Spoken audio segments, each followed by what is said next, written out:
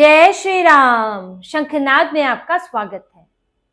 जो नेता, जो इलाके कभी ममता बनर्जी की ताकत हुआ करते थे, उनकी कुर्सी को जिन्होंने मजबूती से पकड़ कर रखा था, आज वही नेता, वही इलाके ममता बनर्जी के लिए मुसीबत बन गए हैं और उनकी कुर्सी को डगमगा रहे हैं, हिला रहे हैं।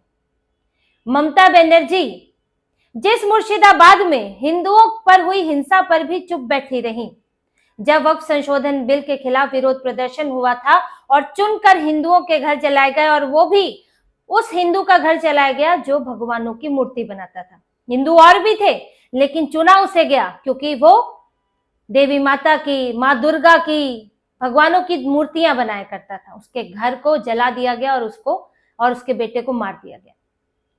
ममता बनर्जी चुप बैठी रही, हिंदुओं का पलायन हुआ क्योंकि उन्हें खुश करना था, उन्हें वहां के घुसपैठियों का, वहां के मुसलमानों का, उन सब का वोट चाहिए था जो हिंदुओं पर आग बनकर बरसे। लेकिन अब क्या हो रहा है?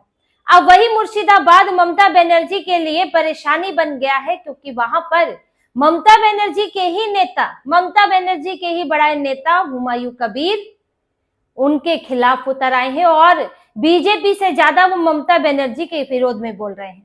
और अभी तो उन्होंने जो किया है बाबरी मस्जिद को लेकर, बाबरी मस्जिद की नींव रखी और उसकी खुदाई भी शुरू कर दी। 11 फरवरी को हुमायूं कबीर ने घोषणा की थी कि बाबरी मस्जिद की खुदाई शुरू होगी, नींव डाली जाएगी और बनाने की शुरुआत हो जाएगी। बाबरी मस्जिद बनाने के नाम पर हुमायूं कबीर ने कुछ चर्चा हासिल की, ममता बनर्जी को टक्कर दी और अब वो उसी पर आगे चल रहे हैं। और इसीलिए उन्होंने 1200 मौलवियों को, लगभग 1000 से ज्यादा मौलवियों को बुलाया हुआ था। वो लोग वहां पर कुरान पढ़ रहे थे। कुरान पढ़ने के बाद वहां पर जेसीबी चलाई गई और वहां पर बाबरी के लिए इन्होंने खुदाई शुरू कर दी और उसे बनाने का काम शुरू कर रहे हैं। ये नींव रखने का काम, ईंटें रखने का काम तो इन्होंने पिछली बार कर दिया था और अब इन्होंने खुदाई का काम शुरू किया है। अब जेसीबी तो यहाँ चल रहा था जमीन पर, लेकिन दर्द उधर उठ रहा था टीएमसी में। ममता बनर्जी परेशान थी कि अब मुर्शिदाबाद में क्या होगा, जहां एक तरफा वोट पड़ा करता था इन्हें और मुर्शिदाबाद से ही हुमायूं कबीर थे। अब ममता बनर्जी तो वहां बाबरी नहीं बना सकती है क्योंकि उन्हें तो हिंदुओं को भी मूर्ख बनाना होता है। बाबरी से बनने से उनको समस्या नहीं है, लेकिन अब डर ये है कि ये बाबरी बनवाएंगी तो वहां से बीजेपी जो है वो पूरा गोलबंदी कर देगी, तो डर लगता है। अब हुमायूं कबीर एक ऐसे नेता बनकर उभरे जिन्हें हिंदुओं का वोट नहीं चाहिए, ज्यादा मतलब नहीं है, जिन्हें सिर्फ मुसलमानों का वोट चाहिए और उसमें उन्हें ये मालूम है कि खुश किस आधार पे किया जा सकता है। बाबर, औरंगजेब, फलाना ढिकना, इन सब के नाम पर, खिलजी विलजी के नाम पर खुश किया जा सकता है, तो बाबरी मस्जिद उठा लो। तो इसीलिए इन्होंने यहाँ पर नींव डाली और बनाने पहुंच गए और वहां पर जो भीड़ पहले भी इकट्ठी हुई थी और अब भी इकट्ठी हुई, और यही भीड़ ममता बनर्जी के वोट आधार को खिसका रही है। और इस बीच देखिए क्या हुआ, हुमायूं कबीर के दामाद और समधी, इनकी 18 करोड़ की संपत्ति जब्त कर ली गई। बंगाल पुलिस ने एक्टिवेट होते हुए ताबड़तोड़ छापेमारियां की। वही बंगाल पुलिस जिनके लिए चुनाव आयोग कहता रह गया कि एफआईआर दर्ज कर लो, हिंसा हो रही है। मुर्शिदाबाद में हिंसा हुई थी, फरक्का में मनीरुल इस्लाम टीएमसी के विधायक, उनका नाम था, वीडियो दफ्तर चलाया था, लेकिन एफआईआर करते करते 4 दिन लग गए, छापेमारी और कुछ कार्रवाई तो छोड़ दीजिए। लेकिन अब यहाँ पर छापेमारी हुई और 18 करोड़ की संपत्ति जब्त हुई। और एक रिश्तेदार जो है उनके, यही ससुराल पक्ष के एक रिश्तेदार को, जो समधी के पास, घर के पास कुछ ड्रग्स के साथ भी, नशीले पदार्थों के साथ भी पकड़ा गया। 500 ग्राम नशीले पदार्थों के साथ पकड़ा गया। अब यहाँ हुमायूं कबीर का कहना है कि मुझे रोकने के लिए, मुझे धमकाने के लिए ये सब हो रहा है। ममता बनर्जी को डर है, मुझसे डर है, उनको अपने वोट कटने का डर है, हारने का डर है, तो इसलिए वो मुझ पर दबाव बनाने की कोशिश कर रही है, वैसा हुमायूं कबीर का आरोप है। अब ये पूरी राजनीति देखिए क्या बन गई है मुर्शिदाबाद के इलाके में और वहां पर उनके आसपास जो ये सब इलाके पूरे बॉर्डर इलाके हैं और जहां पर बांग्लादेशी घुसपैठियों की भरमार है और बहुत कट्टरता है। आप इन्हें वो मत समझिए, ये पूरा इलाका ऐसा है जहां हिंदुओं का रहना मुश्किल हो जाता है और ये तो मुर्शिदाबाद में हम देख चुके हैं। नॉर्थ 24 परगना, उत्तर 24 परगना, दिनाजपुर, ये जहां भी ये इलाके हैं जहां पर घुसपैठियों की भरमार है, जो बॉर्डर से सटा हुआ है, वहां पर हिंदू बिल्कुल भी सुरक्षित नहीं है। अब इन इलाकों में कट्टर इस्लामिक राजनीति हो रही है, कट्टर राजनीति हो रही है। ममता बनर्जी जो करती आ रही थी उसमें तो उन्हें फिर भी बैलेंस बनाना पड़ता था कि तुष्टीकरण करो, सब कुछ घुसपैठिए घुसाओ, लेकिन कुछ चंडी पाठ भी कर दो, कुछ दुर्गा पंडालों में भी हो आओ।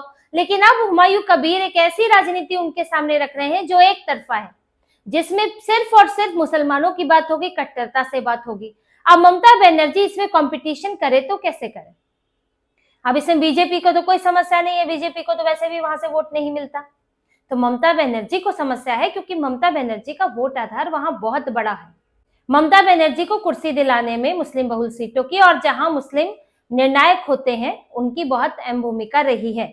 और उस वोट बैंक को बीजेपी नहीं ले सकती है, उसको ले सकते हैं तो मुस्लिम नेता ले सकते हैं। इसीलिए इस बार की ममता बनर्जी की चुनौती पिछली बार से कहीं ज्यादा बड़ी है, अब तक की सबसे बड़ी है, जब से वो सत्ता में आई है उसके बाद से।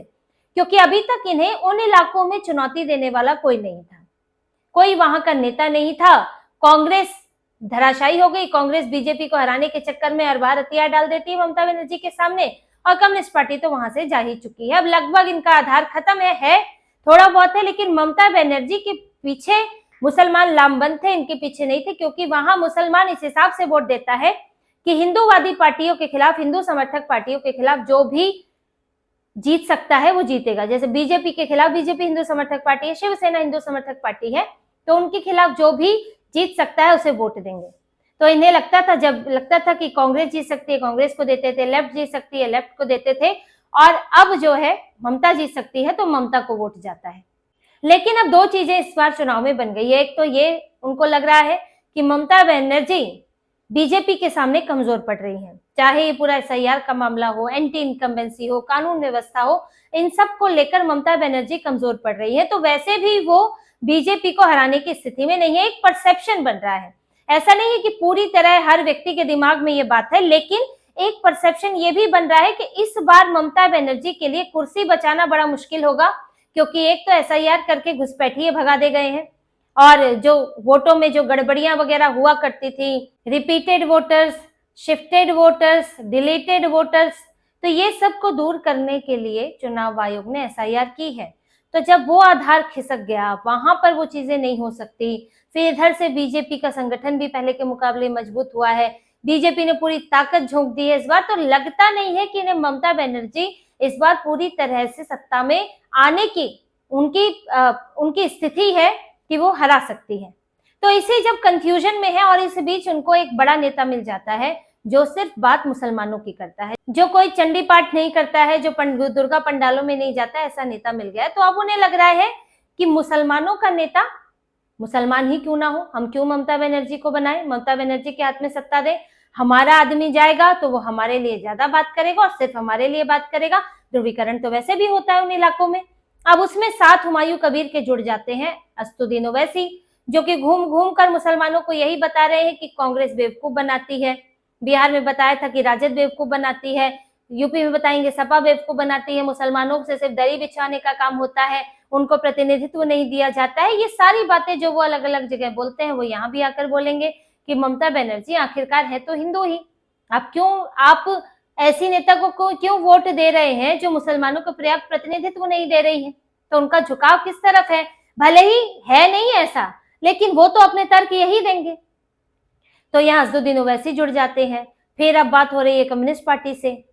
कम्युनिस्ट पार्टी के महासचिव जो हैं वहां पर, CPIM के महासचिव मोहम्मद सलीम, उन्होंने मुलाकात की है हुमायूं कबीर से, और हुमायूं कबीर ने कह दिया है कि अगर मोहम्मद सलीम नेतृत्व करना चाहते हैं तो मैं नहीं करूंगा, और मैं गठबंधन का हिस्सा रहूंगा, मैं उनके नेतृत्व में चुनाव लड़ने को तैयार हूं।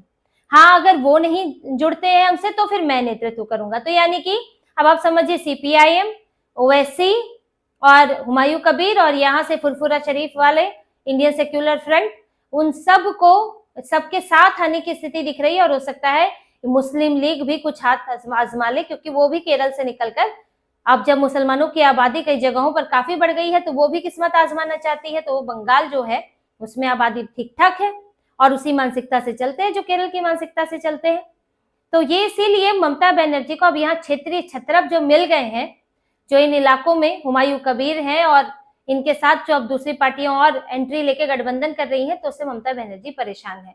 और जो अब भीड़ लगी वो ये दिखा रहा है कि हुमायूं कबीर रुकने वाले नहीं हैं, चाहे अब छापे पड़ जाए चाहे जो हो। उन्होंने साफ कहा है, पार्टी बना ली है अपनी और कहा है कि भाई हम उम्मीदवार उतारेंगे, 180 से ऊपर उम्मीदवार उतारेंगे, अगर अकेले लड़े और अगर हमारे साथ सीपीआईएम आती है तो हम 200 से ज्यादा उम्मीदवार उतारेंगे। तो ममता बनर्जी की टेंशन तो बढ़नी स्वाभाविक है। उनको पहले तो यहाँ बीजेपी से चुनौती मिल रही है, फिर सुप्रीम कोर्ट में कुछ हासिल नहीं हो पा रहा है। एसआईआर को लेकर गई थी लेकिन वहां भी सुप्रीम कोर्ट से डांट ही पड़ी। सुप्रीम कोर्ट में इनको ये मानना पड़ा कि हमने चुनाव आयोग को पर्याप्त कर्मचारी नहीं दिए हैं। ये आरोप लगाने चली थी कि बाहर से क्यों लाए, तो सुप्रीम कोर्ट तो चुनाव आयोग ने बता दिया कि हमें आपने ही नहीं दिए थे, अब हमारे ऊपर काम कराने की जिम्मेदारी है तो हमें कुछ तो उपाय करना पड़ेगा। तो ममता बनर्जी ने आनंद फानंद में 8,500 कर्मचारी दिए, तो उस पर सुप्रीम कोर्ट ने भी फटकार लगाई कि अंतिम समय में आप दे रही हैं, जब ये काम खत्म होने को है। अब भी उसकी 1 हफ्ता डेडलाइन बढ़ाई गई है, वरना तो खत्म ही हो गई थी डेडलाइन, क्योंकि कुछ इलाकों में काम बचा हुआ है। तो यह एसआईआर में राहत नहीं मिल रही है। आई-पैक का मामला अलग है, अब इनके वकील भी बीमार हो गए। कपिल सिब्बल सुनवाई थी लेकिन उसी दिन बीमार हो गए, अब समय मिल गया और सोचने समझने के लिए। तो आई-पैक के मामले में भी फंसे हुए हैं, एसआईआर में भी फंसी हुई है। बंगाल में जो इनकी स्थिति है, 15-15 साल से सत्ता में है और जो कानून व्यवस्था का हाल है उससे लोग वैसे ही परेशान है। तो इनके पास से यहाँ से अगर हम देखें उस तरह से तो हिंदू वोट भी खिसक रहा है। इसी में ही जो सभ्य समाज है वहां का भद्र मानुष, वो भी कुछ ममता बनर्जी से नाराज दिख रहा है, क्योंकि वहां के हालात अब दिख गए हैं सबके सामने कि बंगाल में चल क्या रहा है। और फिर 15 साल से कोई सत्ता में रहता है तो वैसे भी कुछ ना कुछ उसके खिलाफ नाराजगी होने लगती है। और वहां से हुमायूं कबीर हैं जो चैलेंज दे रहे हैं, और जो वोट प्रतिशत इन्हें मिलता है वहां पर मुसलमानों का, उसमें इनके सेंध लगने की तैयारी है कि ये, अब देखिए आप इसको समझिए कि इन्हें जीतती कब है, जब एक मुश्त वोट मिलता है। जैसे ही बट जाएगा तो इनके कई उम्मीदवार हार जाएंगे। ऐसा नहीं कि स्वीप कर जाएंगे हुमायूं कबीर, लेकिन डेंट बड़ा कर सकते हैं। तो ये जो 20% लगभग वोट इन्हें मिलता है मुसलमानों का, वो अगर आधा भी हो गया, 10% हो गया, तो ममता बनर्जी जो कुल मिलाकर 50% से ऊपर का वोट ले जाती है, तो वही घट जाएगा उनका वोट प्रतिशत। तो बड़ा नुकसान है। इसीलिए हुमायूं कबीर इनके लिए बहुत बड़ी चुनौती है, बीजेपी से कम बड़ी चुनौती नहीं है। तो यहाँ समझ लीजिए, बीजेपी जो हिंदुत्व की बात करती है वो ममता बनर्जी के सेंध लगा रही है उनके वोट में, और यहाँ से हुमायूं कबीर मुसलमानों की बात करके वो सेंध लगा रहे हैं। तो ये ममता बनर्जी की पार्टी की इनकी हालत खराब है। हुमायूं कबीर को रोकने की कोशिश कर रहे हैं, लेकिन वो फिलहाल इस मूड में नहीं लगते। वो भी एक बार किस्मत आजमा लेना चाहते हैं कि सब मुस्लिम पार्टियां एक साथ आके और सीपीआईएम ये सब साथ आके मुसलमानों को कितना प्रभावित कर सकते हैं और कितना वोट ले सकते हैं, अब वो भी इस बार के चुनाव में आजमा लेना चाहते हैं। तो इसी तरह की और खबरें और विश्लेषण आपके लिए लाते रहेंगे। हमसे जुड़े रहिए, सब्सक्राइब कीजिए, कमेंट कीजिए। बहुत बहुत धन्यवाद। जय श्री राम।